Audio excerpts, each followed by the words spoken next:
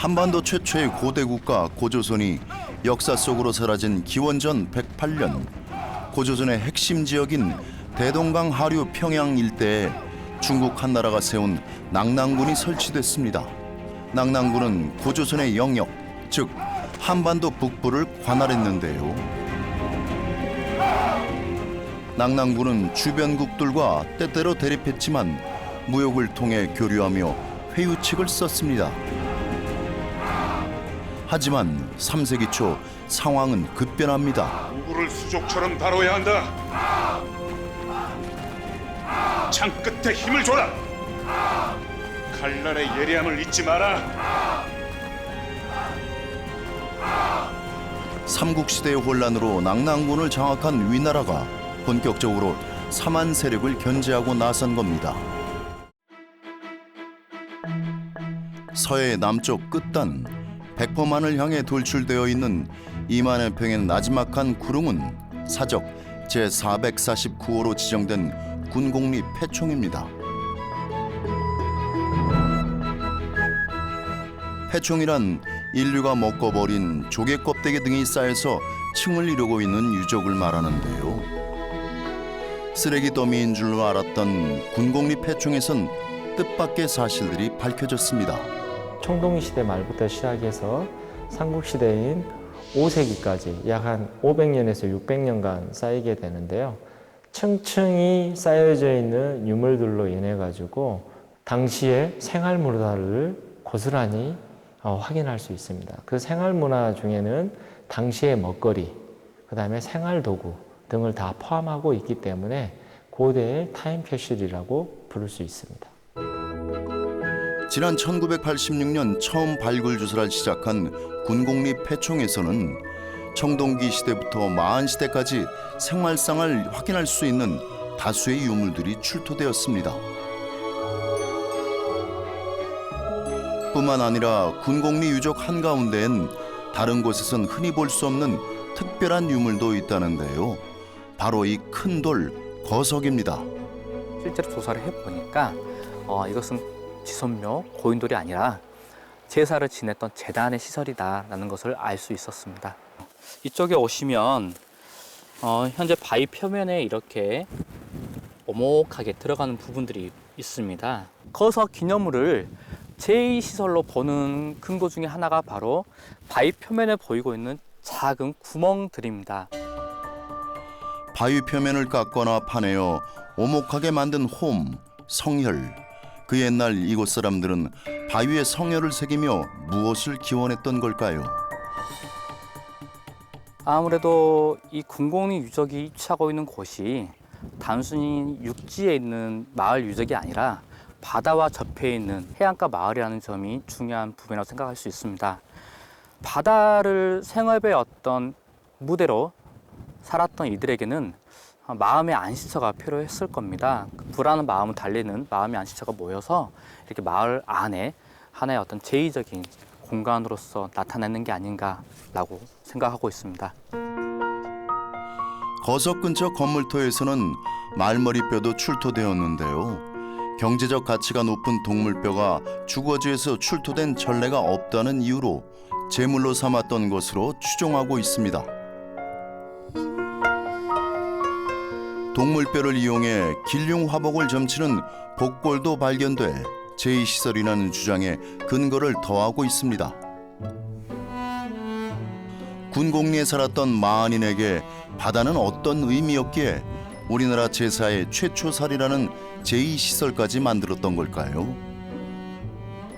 2000년 전 중국 한반도, 일본 열도를 연결하는 연안 항로가 생겼을 때 군곡리는 가장 중요한 기항지 중에 하나였다는 걸 확인할 수가 있고요. 그리고 이 군곡리 유적에서 나온 집자리 유적들만 보더라도 거대한 해상 세력의 실체가 군곡리 유적에 있었고, 무사 귀환을 비는 제2시설을 만들 만큼 거대한 해상 세력이 존재했던 군곡리 일대. 하나둘 드러나는 유물들의 면면을 통해 마한시대 군곡리의 위상을 짐작할 수 있습니다.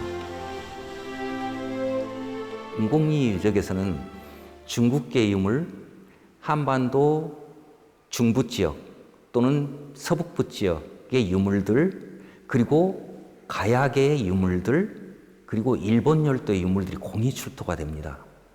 그래서 이 패총에서 그런 유물들, 다양한 대외 교류를 또는 대외 교역을 했던 그런 유물들의 양상으로 봤을 때 아마도 이 군곡리 패총이 고대 무역항의 최대 전진기지 역할을 하지 않았을까, 그렇게 추정하고 있는 것이죠. 서해에서 남해로 꺾어지는 곳에 위치한 해남 군곡리 패총. 백보만을 끼고 군곡리 유적 바로 뒤에 일평리 유적이 자리합니다. 구릉 정상부에 삼국시대 산성이 있었다는 문헌 기록이 전하는 일평리에선 발굴 조사가 한창입니다. 땅속엔 우리가 상상하는 것 이상의 많은 이야기들이 숨어 있다는데요. 부엌은 지금 여기인 것 같아요. 지금 여기 바닥은 흙 종류지만 여기는 점토로, 지금 간단한 점토로 지금 만들어져 있고, 이렇게 붉은색들이 불을 먹은 흔적이거든요. 그래서 아마 여기서 불을 피우고 여기에 그 지금 옛날 부엌의 형태의 솥이 얹혀지는 그런 자리인 것 같습니다. 아무것도 남아있지 않는 집자리터에서 부엌 위치를 찾아내는 것이 신기합니다. 그런데요, 삼국시대 유적으로만 알려졌던 이곳에서 더 이른 시기에 유물이 발견됐다고 합니다. 이 시루 구멍을 보게 되면 되게 촘촘하고 작지 않습니까? 시기가 빠른 것은 이런 형태를 띠고 있습니다, 바닥이. 그 다음 시기가 삼국시대로 올라가면 올라갈수록 이 구멍이 커지면서 개수가 적어집니다. 그래서 이런 걸로 지금 저희들이 그 토기의 속성을 가지고 시기를 이렇게 구분을 하고 있는데, 일평리에서 발견된 시루와 생활용 토기들은 대부분 2세기에서 4세기 사이에 제작된 유물이라는데요. 이는 삼국시대 이전으로 이곳 역시 만시대 유적임이 확인된 겁니다.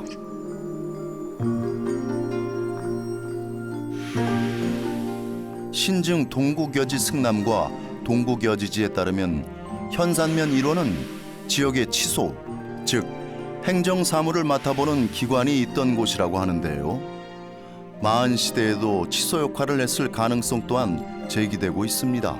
생산 시설과 다양한 그 상업 활동을 했던 것은 군공 유적이 되겠고, 그거를 컨트롤하고 뒤에서 행정적인 뒷받침이라든지 전체적인 것을 이렇게 물자 조달, 안 그러면 그 주변 지역으로의 다양한 유통을 가졌던 하나의 싱크탱크 지역으로서는 이 일평 유적이라고 할 수 있겠습니다.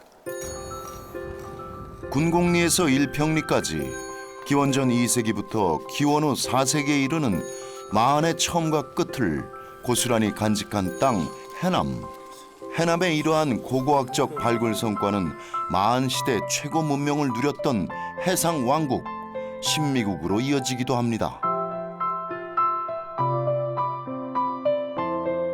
지금까지 고고학적인 조사로 봐서는 아무래도 가장 확률이 높다고 해야 되겠죠. 확률이 높은 지역은 그 고고학적인 다양한 조사를 했었을 때 추정컨대 신미제국이라고 표현하는 그 신미제국의 소국의 위치가 이 일평리 유적이지 않을까, 좀 조심스럽게 이렇게 추정을 지금 하고 있습니다. 신미국에 대한 그 정확한 기록이 부족하기 때문에 그 위치에는 학자 간의 견해가 달리하고 있습니다. 그러나 최근에 그 많은 연구자들은 바닷가에 위치한다는 근거, 또 중국과 교류를 했다면 해남에 위치한다, 해남 백포만 일대에 위치한다는 설이 가장 많다고 볼 수 있습니다.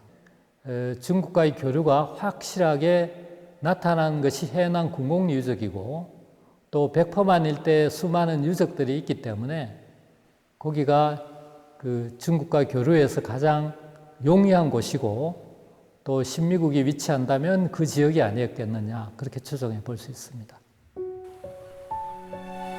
해남으로 추정되는 신미국.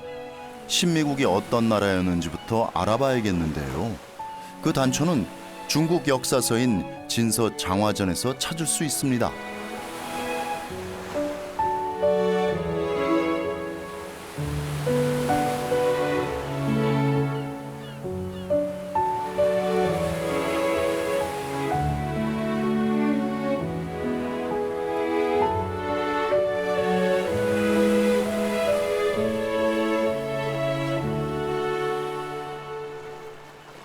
그 이전까지 어떠한 역사서에도 등장하지 않았던 신미국이 3세기 후반 중국 서진의 사신을 파견하며 호련히 역사 앞에 등장한 겁니다. 신미국을 비롯한 여러 나라, 여기 이제 구체적 수치가 등장하는데 20여 국이 있습니다. 그러면 거기에서 신미국을 비롯한 여러 나라라면 신미국이 거기서 가장 으뜸이라는 이야기가 되겠죠. 이 사신단을 이끌던 가장 수장이 되는 그런 세력이었다라는 것을 의미하는 것이고, 결국 중국의 입장에서, 당시의 진나라의 입장에서도 역시 그 수장이 가장 대표성을 띠고 있고, 아마도 당대의 이 지역의 뭐 왕이었지 않을까라는, 아마 중국 입장에서는 그렇게 생각을 했을 수도 있겠습니다만, 이 세력들의 수장이 결국 신미국이었다.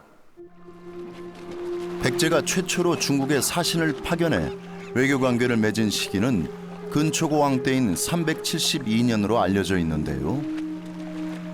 이보다 90년을 앞선 282년 중국과 외교 관계를 맺은 신미국을 비롯한 20여 개의 마은 소국이 뜻밖의 외교전을 펼친 이유는 어쩌면 당시의 상황과 무관하지 않을 겁니다.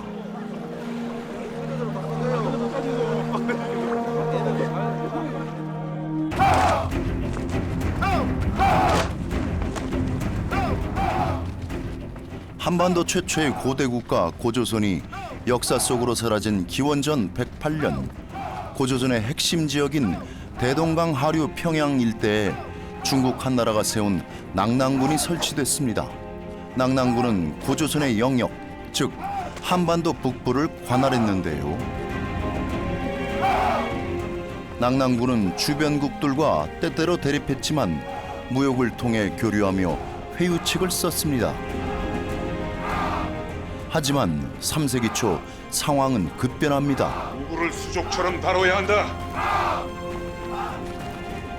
창 끝에 힘을 줘라. 칼날의 예리함을 잊지 마라. 삼국시대의 혼란으로 낙랑군을 장악한 위나라가 본격적으로 삼한 세력을 견제하고 나선 겁니다.